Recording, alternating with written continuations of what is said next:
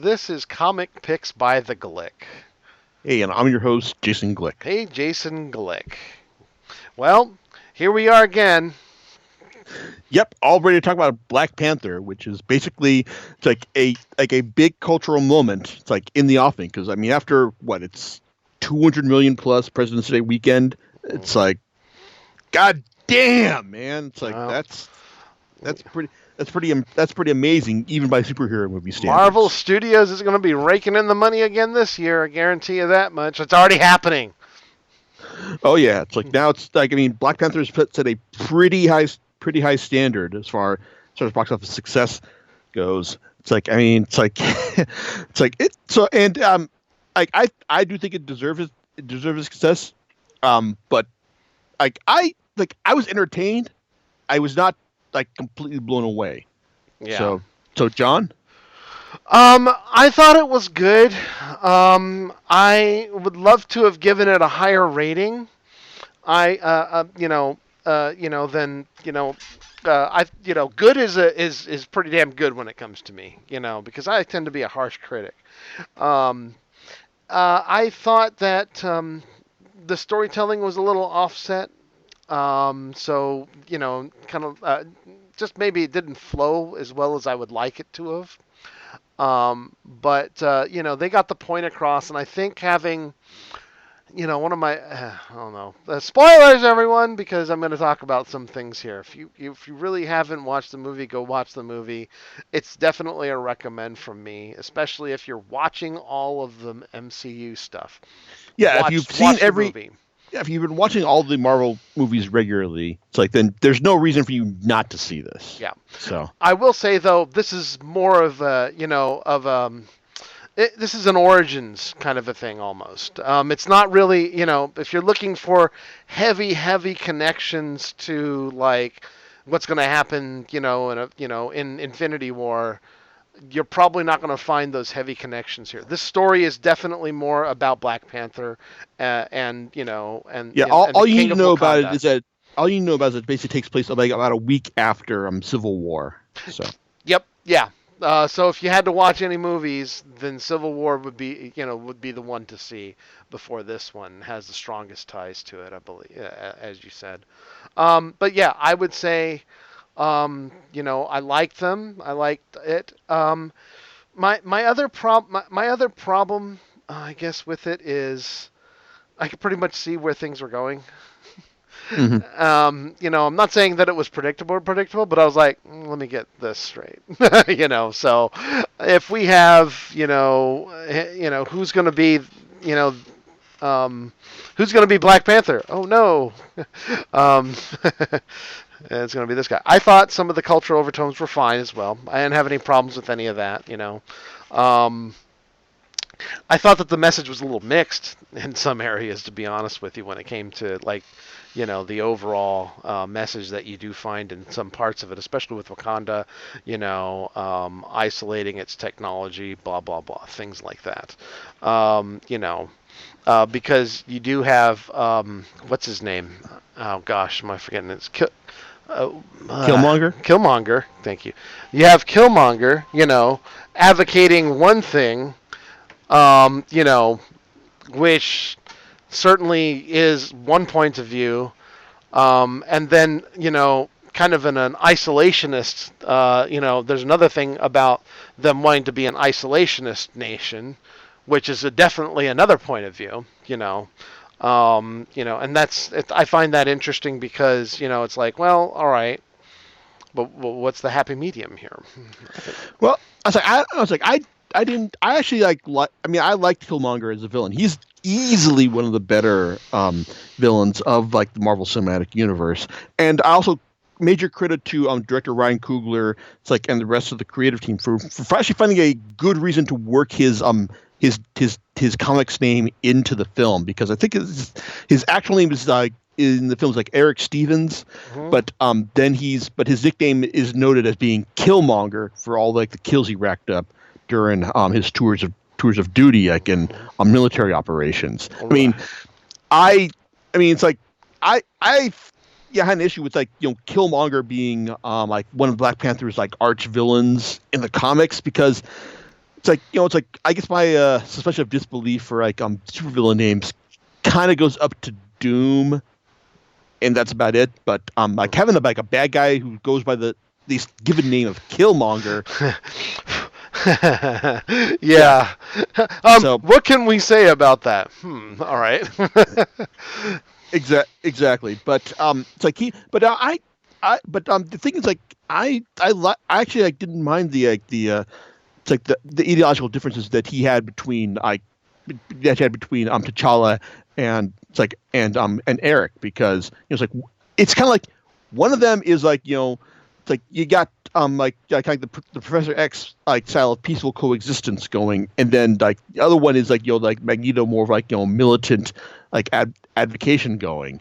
Yeah. So I thought that was like that it was like it wasn't like that Killmonger's sorry Eric's like ideas were bad, but just that it's like maybe he just didn't have the right mindset to like properly see this through without seeing like without like turning the world into like this giant hellfire bloodbath.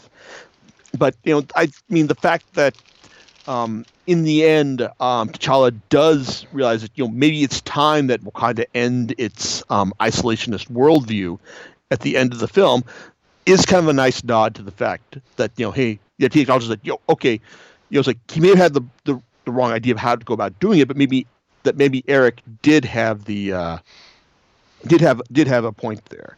Mm-hmm. So that's nice. That's nice, kind of like moral equivalence, like some sort of like a moral gray area that you don't really see in like in most Marvel superhero films. Yeah, and I tend to agree with that. I was kind of hoping they would push a little bit more on the whole message of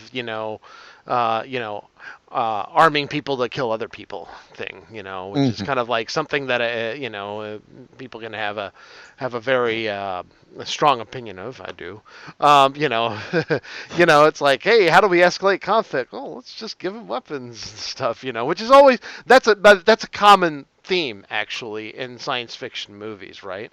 It's the whole like, hey, well, we are responsible for and this is where I can understand the Wakandans' reluctance to share their technology outside, which is another thing you see with other advanced civilizations and other science fiction things. It's like, well, if we give you this, you're going to abuse it, and that's that one can respect that point of view as well, so.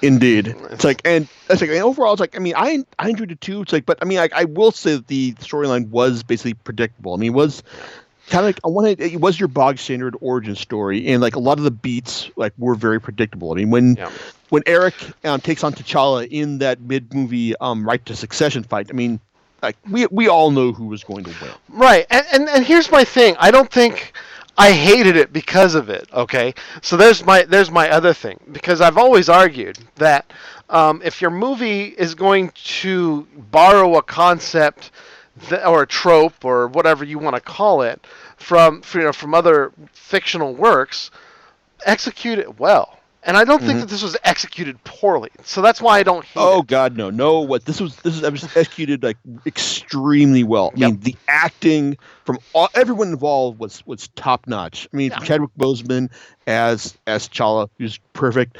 Michael B. Jordan as Eric. It's like Eric Killmonger Stevens was great. It's like and Andy Serkis as Claw was, oh man, he was so much fun. He just canted up to high heavens, and it worked perfectly. Yep. Now I'll mention this because I saw it, and I kind of agree with this, even though I don't think that the Red Letter Media guys really gave it, like they said it was good, but they had their reservations. One of the things that they've talked about was the kind of uneven pacing between Claw and Eric. Okay, like well, you have him here, he disappears, he comes back. I kind of agree with that. I kind of go, yeah, it is a little disjointed. And what they said was like they should have just stuck with one villain primarily. So Uh, I'm okay with this, by the way. I think I do agree with that point of view, and that's why I mentioned like I didn't notice it until it was pointed out. I'm like, yeah, I could see that. It's just it seemed a little. I don't know. Your thoughts and comments on that? there have been some points about it's like just why did Eric like work with Claw, Hmm. like when all he needed to do was just shoot him, and then it's like and then take his body to Wakanda.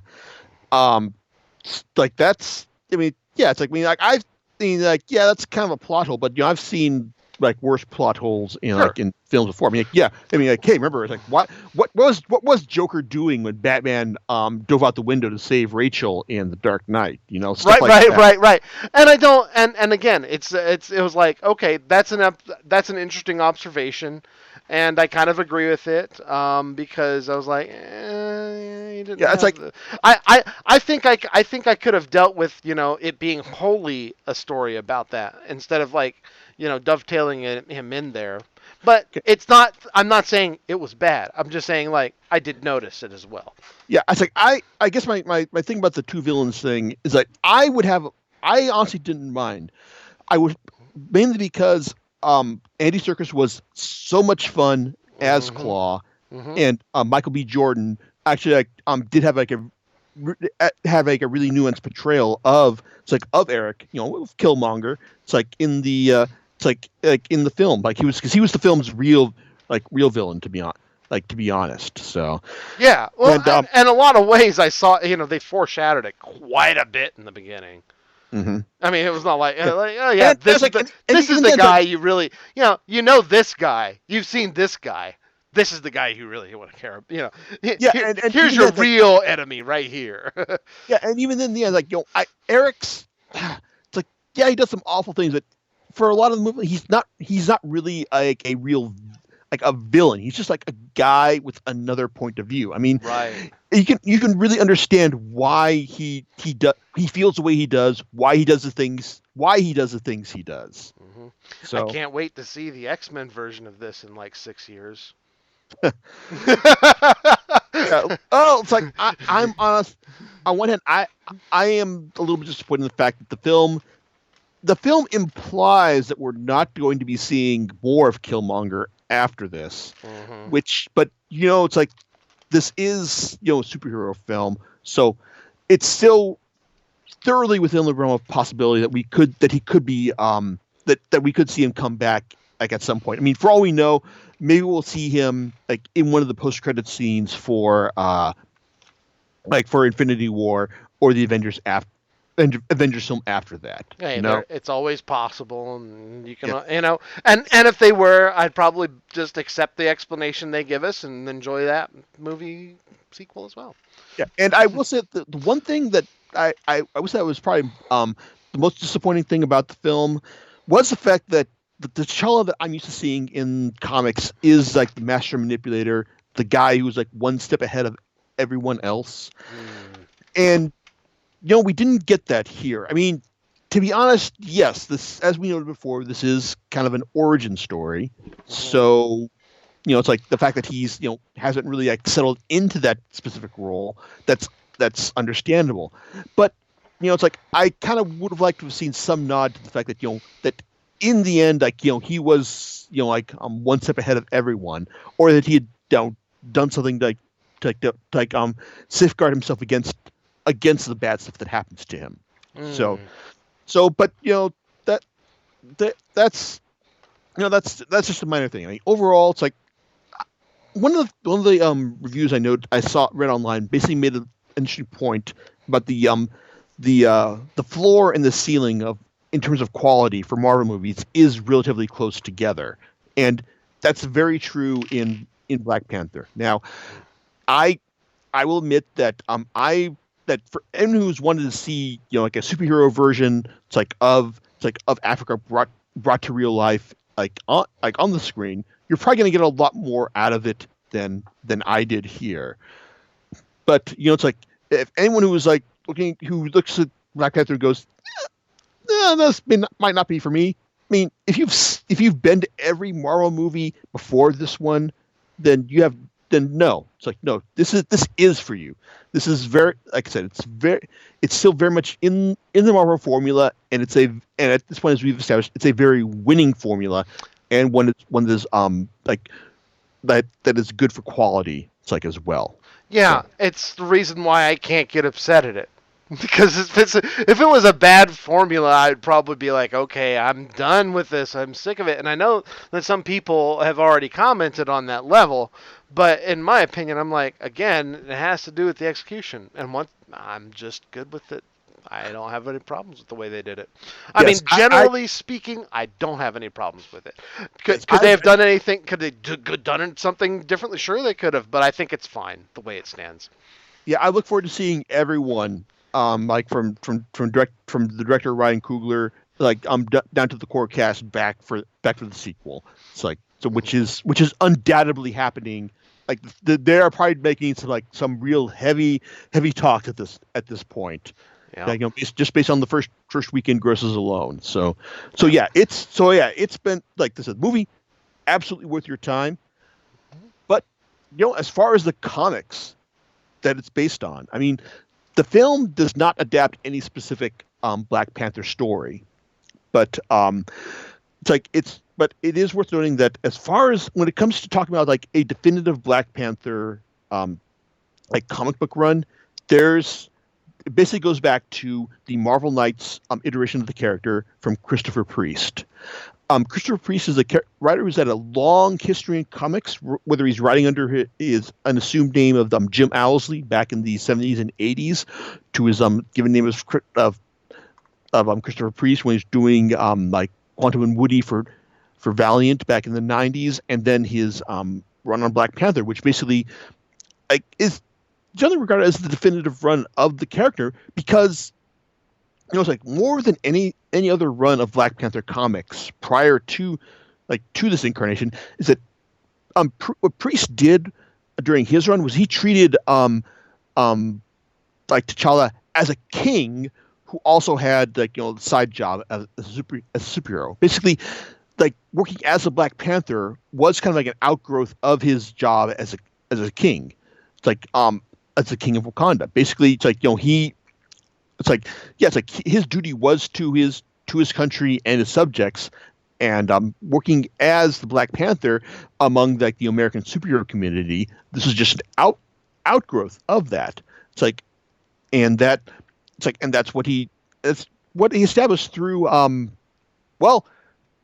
basically 49 issues of the Black Panther comic. Which here's the thing. Priest's run of Black Panther lasted 62 issues, and his run was reprinted as 4 complete collections by Marvel. Volumes 1 through 3 collect issues 1 through 49 of his run. Volume 4 collects issues 50 through 62 and issues 1 through 7 of the Crew, which makes it's then that delineation will make sense once I get into it. But basically it's like the first 1 through 49 it's like is basically full.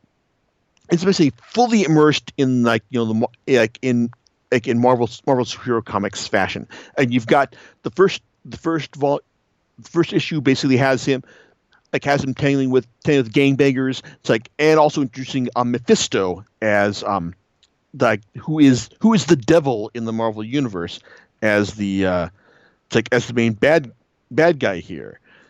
And it's pretty entertaining. I mean, it's like when you've got T'Challa trying to figure out both who's responsible for the death of the young girl in connection with the charitable foundation which has connections to Wakanda, and what Mephisto is doing on Earth trying to collect his soul and all. Well, it makes for a pretty entertaining comic, but while I generally enjoyed Priest's work on Black Panther, every major arc, or if not every issue, basically involved him telling the story. It's like in like non-linear, out of order fashion. And this is also done through the introduction of a character, Everett Ross, who was played by Martin Freeman in the movie. Now, it's worth noting that in the movie, Freeman's character is a lot more cooler and composed than he is in the comic, because in the comic he's basically, yeah, it's like if you've seen a movie where like you got this really like stoic and badass white guy, and you got the goofy black guy as the comic relief. Well, Everett Ross, who is basically the goofy white comic relief of Black Panther. That's actually kind of cool as far as I'm concerned, because I I wouldn't be surprised if I found out that it's like that like someone at Marvel Editorial realized that, yeah, it's like most that comic readers in the '90s, late '90s, probably aren't going to like relate to like a Black Panther comic unless they've got some sort of white point of view character, which is basically Ross's role here. But it's like it's also funny because it's like because Ross is is this like extremely goofy guy, but Priest spends the majority of his run just like tormenting this guy, which is more which is generally pretty entertaining as far as far as I'm concerned. It's like, I mean, to the point where he's introduced like I'm pulling a gun on a rat in a like in a bathroom, because and also like how he almost winds up selling his soul to Mephisto for a pair of pants, and at the point where he winds up like becoming the regent of Wakanda. It's like because because T'Challa basically set things up that way, and it's also fun because it's because because even when like Ross is like reaches the end of his rope about how he's been like manipulated by T'Challa in these like like in these ways, like it's still fun because it's like he kind of, on one hand, like he's kind of a little whiner, he deserves it, and then when you realize when T'Challa actually takes time to spell out his relationship to him, it's like it actually makes kind of sense, and you realize like, oh, Ross, you're kind of a dick for thinking less of the guy. So I mean, it's like it was interesting to see Freeman in the movie be actually kind of cool and collected, but also I've also read online in an interview where Freeman basically said that it's like, hey, it's like we've seen that kind of like like the cool black guy and the annoying white guy like role before, like so we wanted to do something different here, which it's fine, but I would have killed for one scene where Ross says oh, it's like, but I'm getting ahead of myself, which is just kind of his trademark line in the story, because he's more often than not he's kind of like relating these stories of Black Panther's adventures in priest stories. So, but I mean it's like the but in these complete collections, it's like, I mean, like it's these stories are good, but they're also incredibly dense, and just like like constantly being told it's like out of order in certain parts.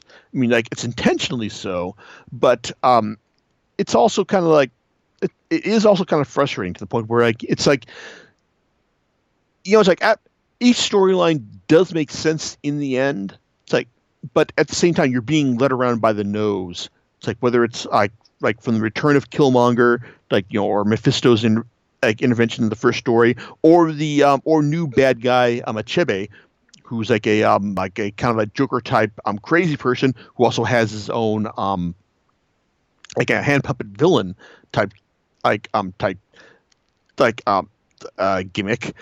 So it's like, I mean, it's like I said, these stories are good, but at the same time you have to like have a certain amount of willingness to assume that like you're going to be led somewhere interesting by the end of them.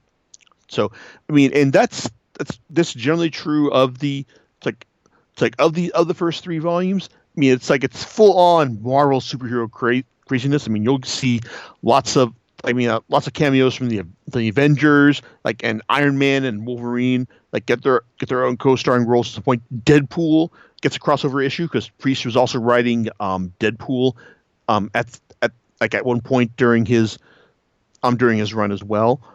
So there you go. I mean, but like I said, just um the first three volumes like are just like lots of superhero craziness with lots of intensely complex plotting, but overall, it's like I mean the portrayal of T'Challa as someone who was five steps ahead of everyone is certainly compelling to watch, and yeah, it's like the fact that it's like this like the portrayal of T'Challa as a master manipulator who is ahead of everyone else. Yeah, it's like that's kind of like it's by reading these comics I was disappointed that he wasn't like that like in the movie. It's like, and though I will say it is kind of worth noting that the at the end of volume 3 it does end. It's like the it does kind of like it is meant to be kind of an ending of like what Priest was doing up to that point, but it's not a very satisfying one. I'll be honest with you. It's like it's kind of like more of an impressionistic. It's like we're going to leave you up to make the decide what it all means type ending.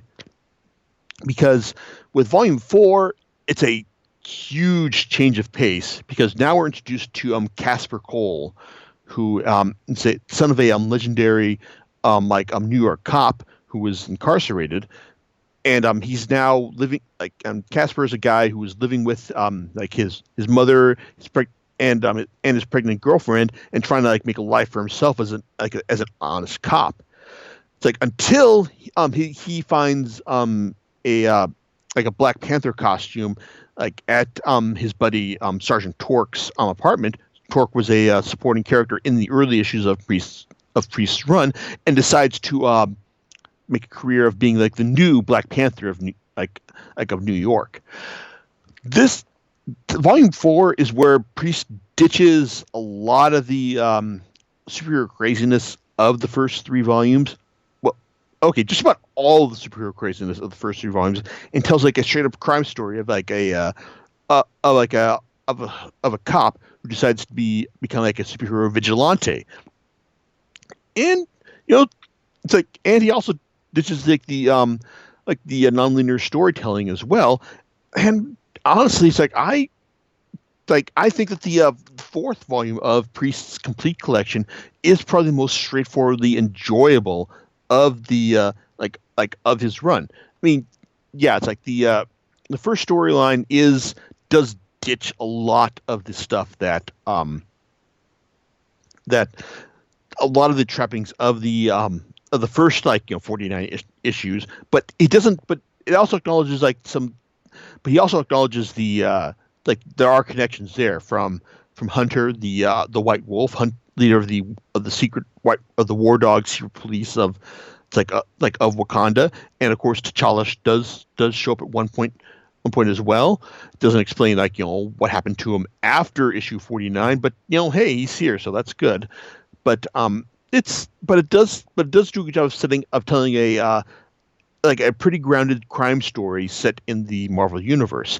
The second story arc, where which it kind of reads Priest had much larger ambitions for for the character and where he's going with that, but they were not to be. However, it's it has him I'm trying to take the ascension ritual for the Black Panther, brings back Killmonger, Everett Ross, Queen Divine Justice, one of the an urban incarnation of the Dora Milaje, who I love to see in the movie sequel. And it's like I said, I would have liked to see more of more of this take on Casper, but but it was not to be, because the series ended with the 4-issue Ascension arc, which kind of this was a series that was always on the verge of cancellation, but Marvel basically kind of relented. It's in order for it to last as long as it did, which I'm glad they did, but I can understand. But the final arc of Priest's complete collection is a collection of the of the 7 issue the Cruise series that he did, which is basically Casper teaming up with like with James Rhodes, Danny Vincent, and Josiah. It's like in Josiah Washington. It's like the son of the African American captain, survivor of the Super Soldier Project.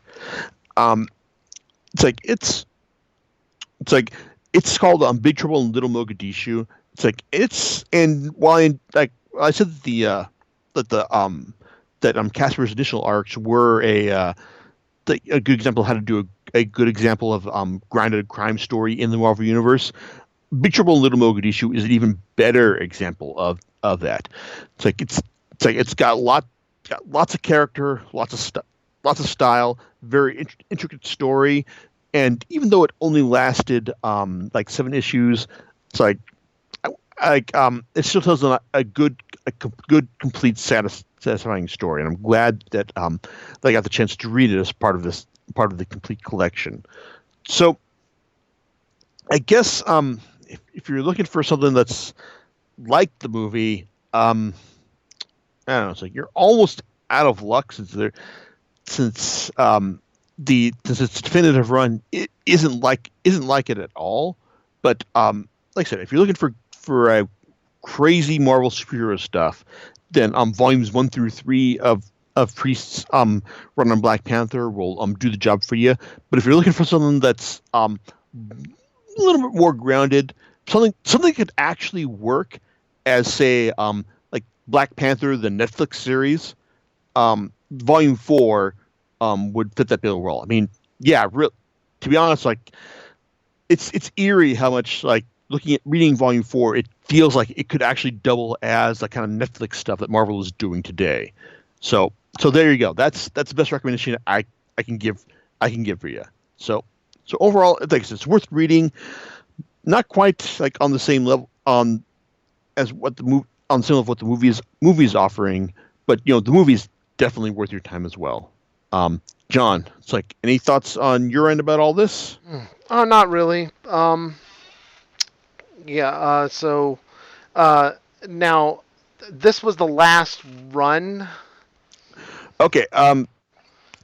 After Priest had his run, there was another run by Reginald Hudlin, who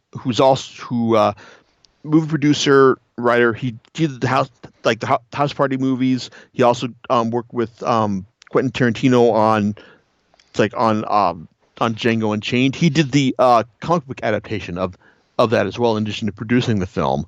It's like, and he did a run on Black Panther as well after that, and then in the wake of Captain America: Civil War, writer Ta-Nehisi Coates is handling the current ongoing Black Panther series, which I